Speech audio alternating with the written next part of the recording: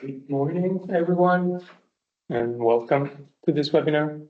Can you hear us online?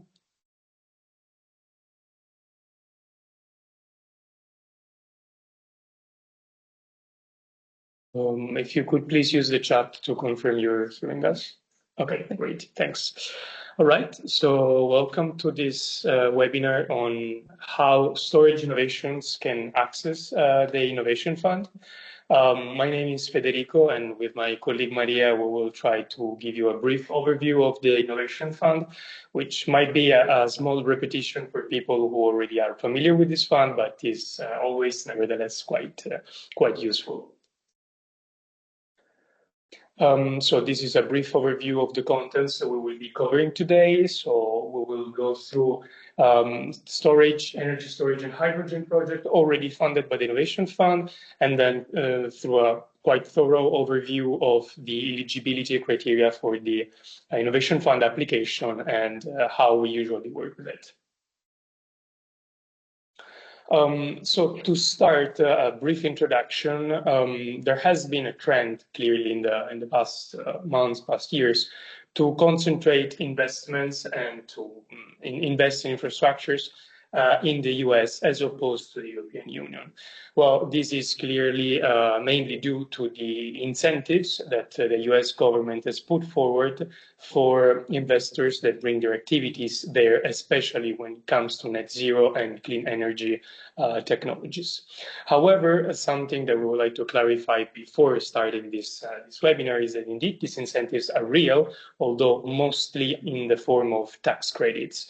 While what happens in the European Union is instead a quite large amount of money available, so roughly 2 trillion euros, allocated between 2021 and 2027 and through the multi-annual financial framework, to which you find the link here in the slide. And when it comes to these investments, we're speaking mostly of grants. So not credits, not, let's say, tax incentives to use in the future, but actual grants that can be used to increase liquidity of companies. We've been working with quite a few funds, and just to cover them very quickly, the main funds, so funding opportunities that the European Union makes available to European and associated countries are in terms of energy transition and clean energy as a whole are these funds you can see in this slide. So you have Horizon Europe, which is mostly focused on research and innovation, the European Innovation Council, funded under Horizon Europe Life for environment specifically, and then the Innovation Fund, which will be the focus of this presentation today.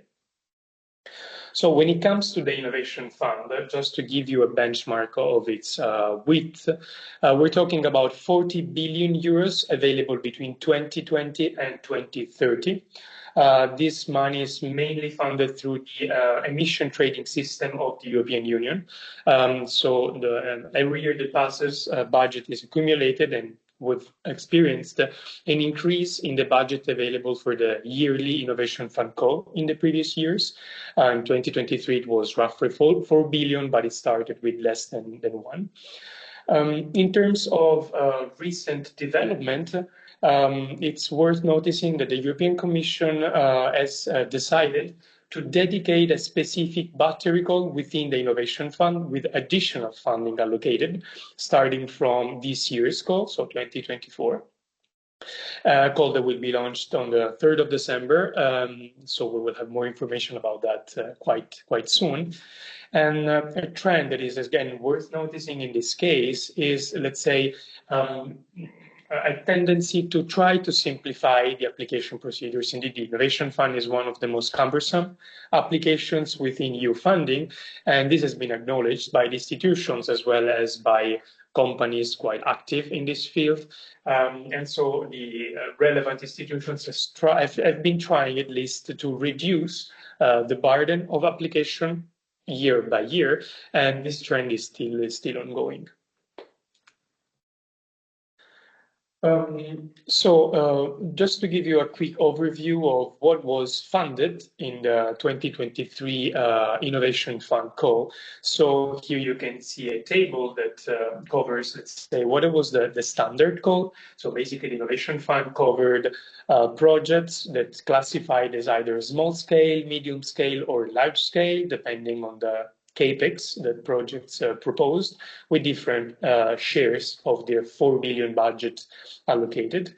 But in 2023, there were also specific topics allocated under this call, such as pilot projects, so basically funding projects that were less mature than the average, let's say, innovation fund project, but at the same time more innovative. And then clean tech manufacturing, so projects that specifically were specifically thought to manufacture clean technologies. In addition to these topics, which we expect to be there, or similar topics at least in the next call, starting again, as I was saying, in 2024, there will be a topic specifically allocated to battery manufacturing, to which the European Commission has allocated 3 billion euros, additional to the ones already allocated in the regular innovation fund call, and 3 billions that will be distributed throughout the next years until 2027.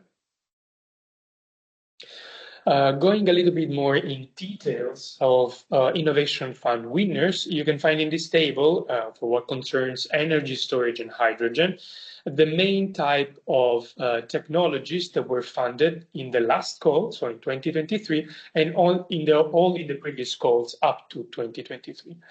As you can see, I mean, the first thing worth noticing is that the overall amount of projects awarded within energy storage and hydrogen in the last call is roughly half of all the other projects funded up to 2023, which, I mean, kind of underlines the importance of energy storage and hydrogen, or at least the growing importance in the innovation fund. In addition, something else that it's quite clear from this table is that hydrogen production and storage is quite prevalent compared to other technologies, but also other technologies are more or less in line with the previous calls, except for pumped hydro storage, which have seen 2 new projects in 2023, while has never been funded in previous calls, so before. Just to provide some examples about the Innovation Fund winners. So here you can find some names of winners of the 2023 Innovation Fund large scale call. So we're talking about projects, all of them, of a capex higher than 100 million euros. So let's say the largest ones. You can see the names of both applicants and the projects here, in case you might be interested to look for more information when it will be out and published. And when speaking about these projects, we're talking about some kind of technologies that cover, for instance, manufacturing of battery components, both lithium-ion or other forms of green battery cells, as well as battery recycling, and everything else you can see here in this slide.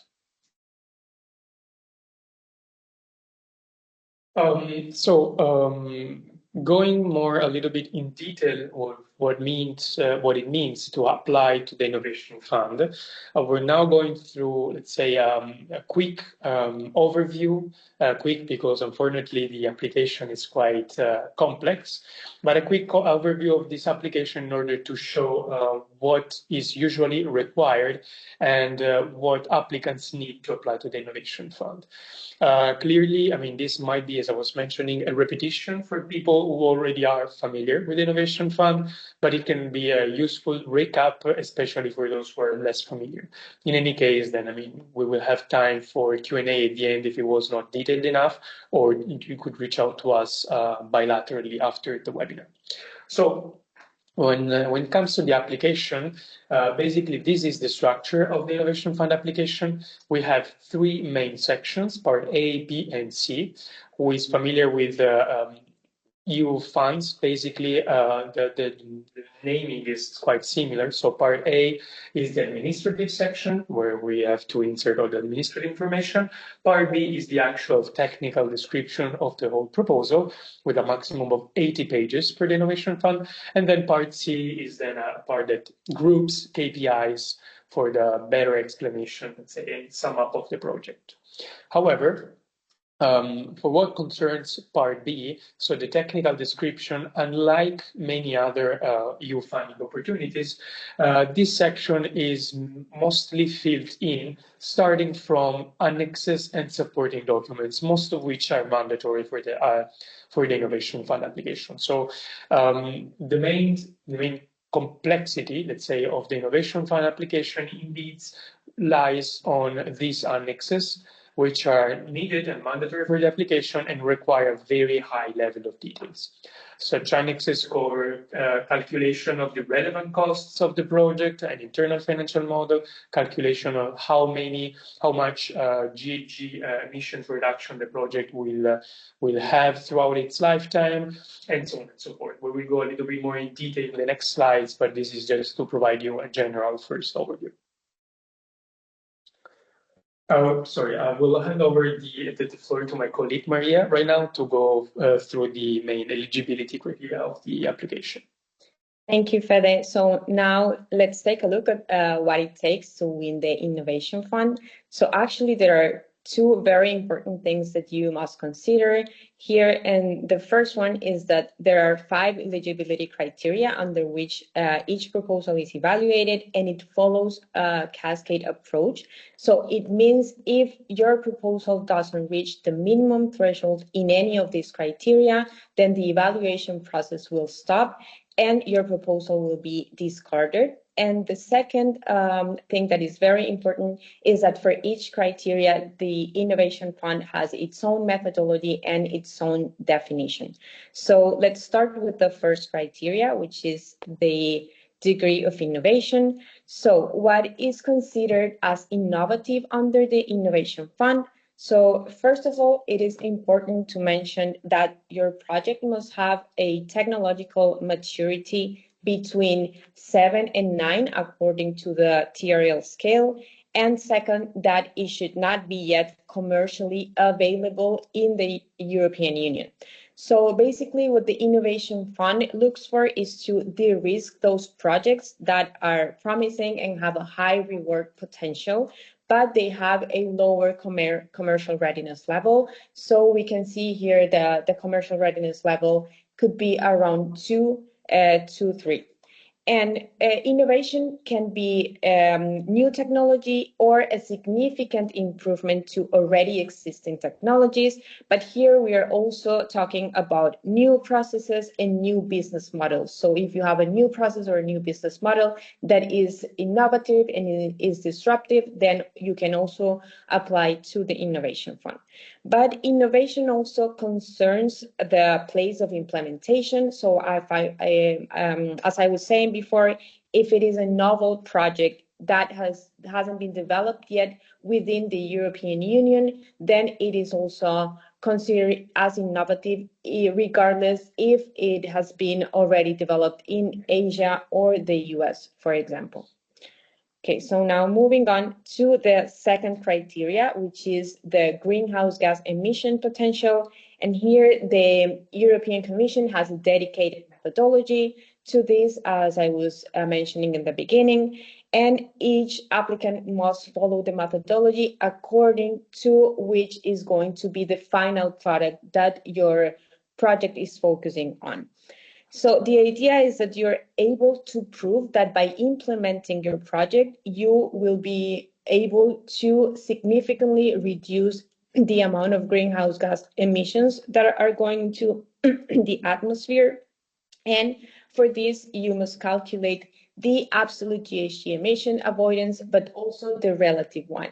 And the way of doing it is by establishing a reference scenario to which you are going to compare your project. So let's say, for example, let's take the example of battery production. Let's say your final product will be a battery that is going to go into an electric vehicle. So for example, your reference scenario in this case will be an internal combustion engine, right? So you have to perform these calculations comparing the production of the battery being compared against the emission combustion engine, and compare how much GHG emission avoidance potential your project will have, and you have to be able to do it for a 10-year period after your project enters into operation.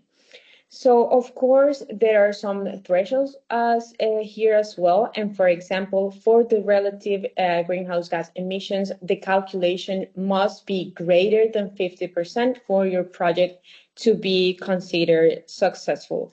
And of course, you need to submit all the supporting documents that you might have in order to prove this calculation. So, for example, if you have already a life cycle assessment in place, if you are able to prove that you're going to be purchasing electricity from renewable energies, and you also have the environmental permits and assessments already in place, all these supporting documents are going to help make your case more credible, and to actually show the Commission that you have everything that it takes to reduce the greenhouse gas emissions.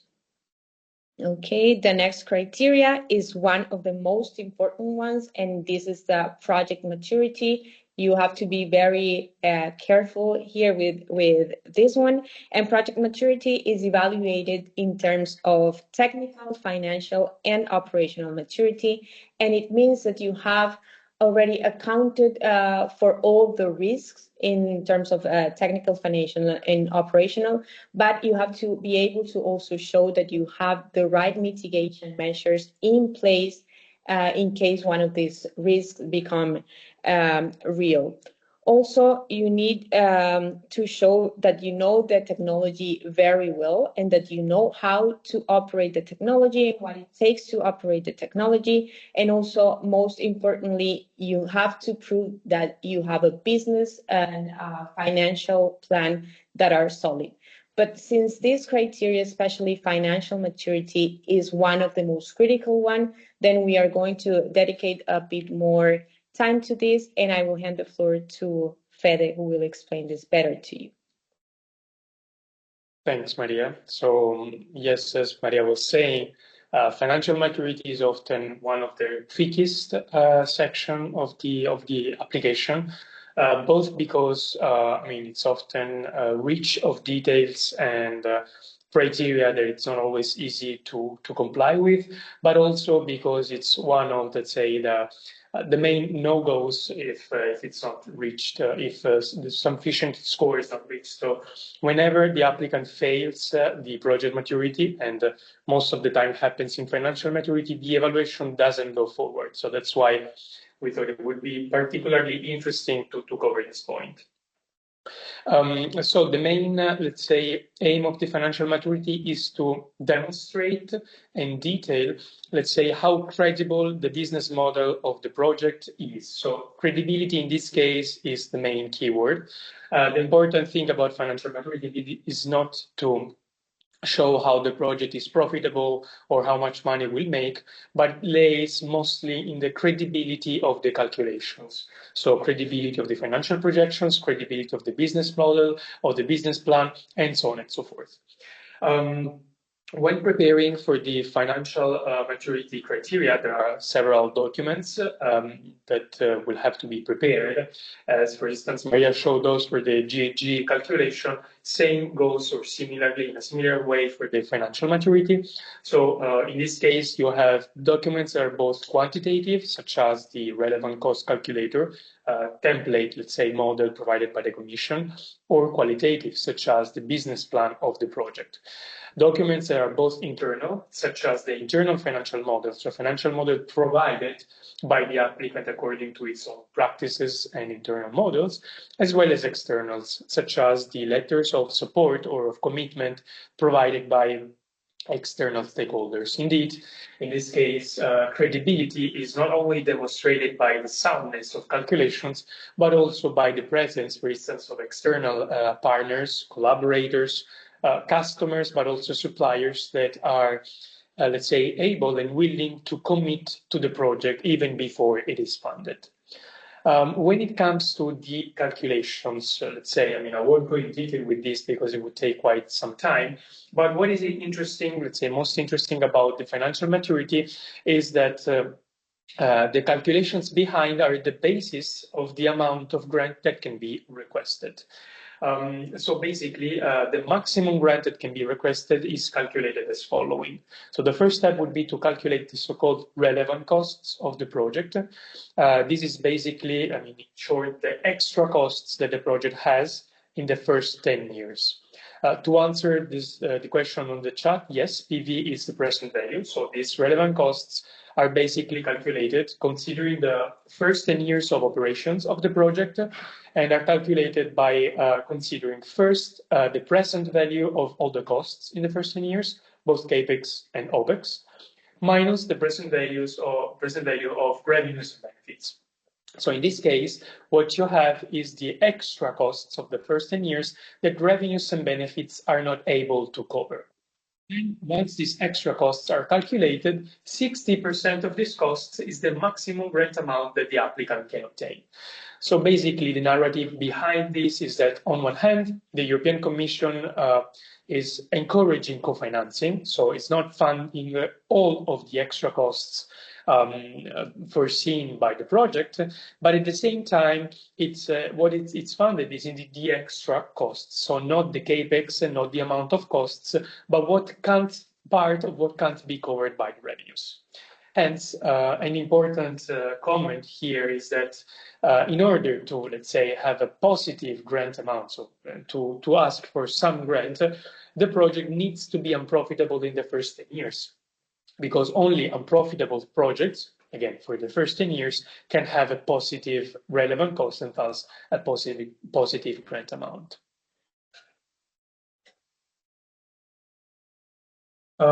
Yes, sorry, Maria, if you could go back just 1 second. So to answer this new question on the chat. So basically, indeed, what does it mean double funding? So I won't go in detail specifically to this point because it clearly depends on the call. So new information will be available in December, but also can take quite some time.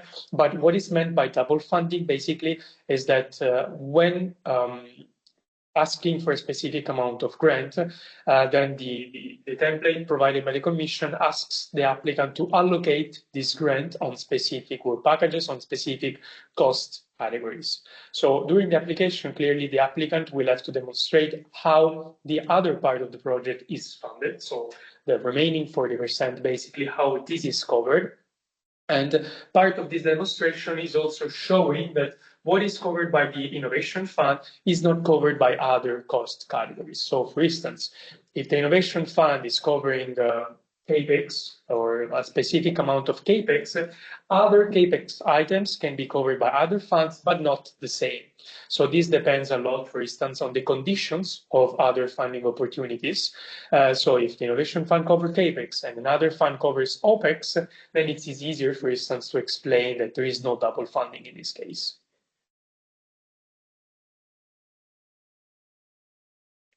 So yes, we can proceed with the eligibility criteria and I will hand it over back to Marie.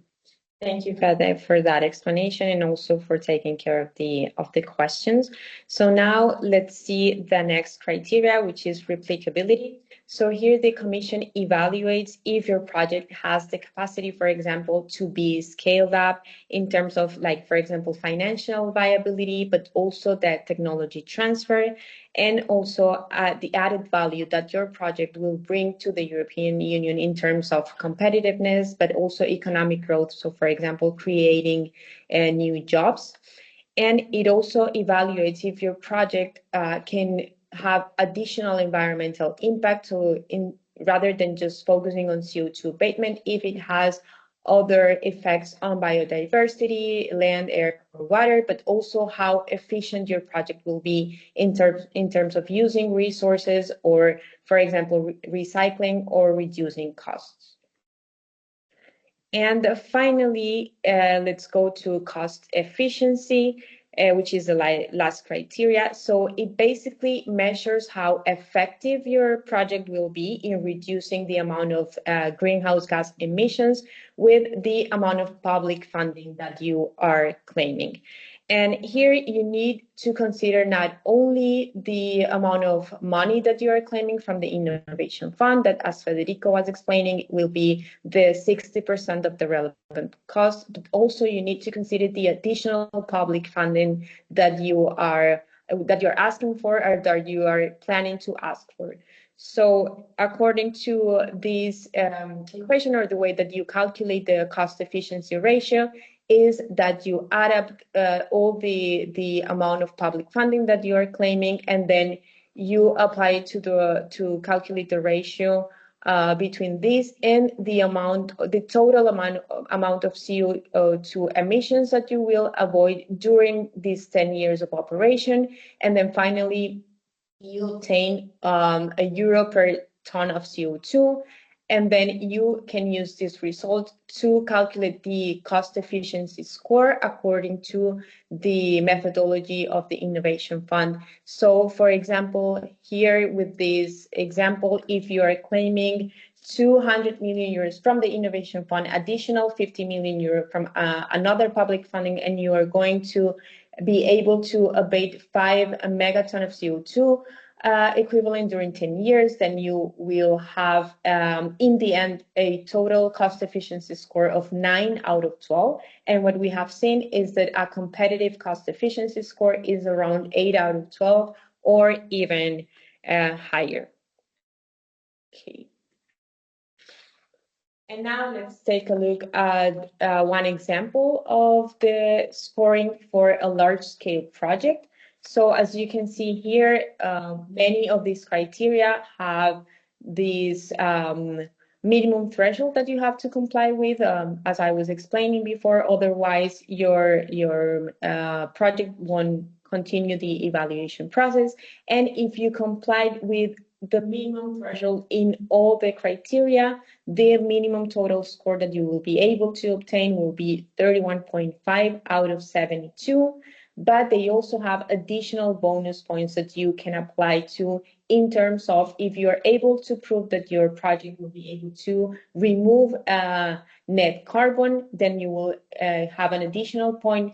Other, if you're able to prove that you will be able to save other greenhouse gases emissions, then you will earn another additional point. And finally, if your project will use renewable electricity, then you will have access to another point. And depending on the topic, as Federico was explaining in the beginning, if you're applying under manufacturing or pilot topics, then the degree of innovation or the maturity criteria will be weighed as double. Okay, now let's take a look at the timeline, how it looks like to apply to the Innovation Fund. So first, we need to start with the preparation, and we usually recommend to start the preparation between 4 to 6 months, but we encourage everyone to start as soon as possible because it is a very complex application, but also it takes a lot of time, so it's better to be prepared. Then finally, you submit the application, and you have to wait until the Commission evaluates the proposal around 5 to 7 months. And in the end, in case the result is positive, then you will be called by the European Commission to sign a grant agreement. And you will have from 1 to 4 years since you signed this grant agreement to reach financial closure, which means that you have already all your permits, all your engineering and everything set up to start the commissioning of your project. And in these first 4 years, or until you reach the financial closure, then you will be able to, let's say, claim up to 40% of the maximum grant amount.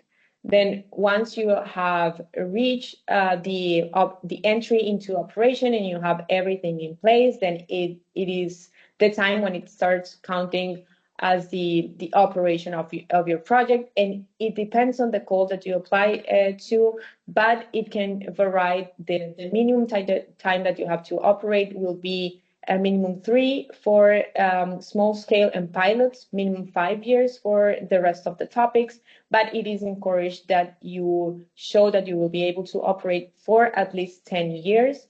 And during these 10 years, you will be able to claim the 60% remaining of the payment, but this is of course a lump sum, so it will be evaluated against the GHG emissions avoidance that you will be able to prove each year. Okay.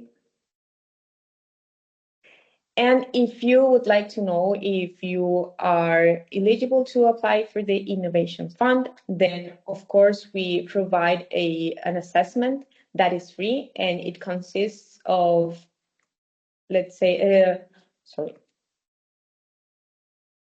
a set of questions that you must answer for each of the criteria. So here, for example, we ask if you already know the GHG avoidance potential that you will avoid, but also if you already have a business and financial model set in the TRL of the technology, so we can assess if you're going to be eligible to apply to the Innovation Fund, and this is of course for free.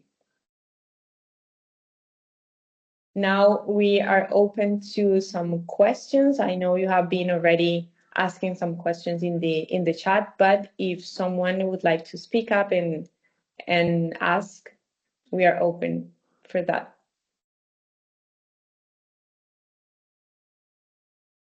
Or you can also use the chat to post more questions.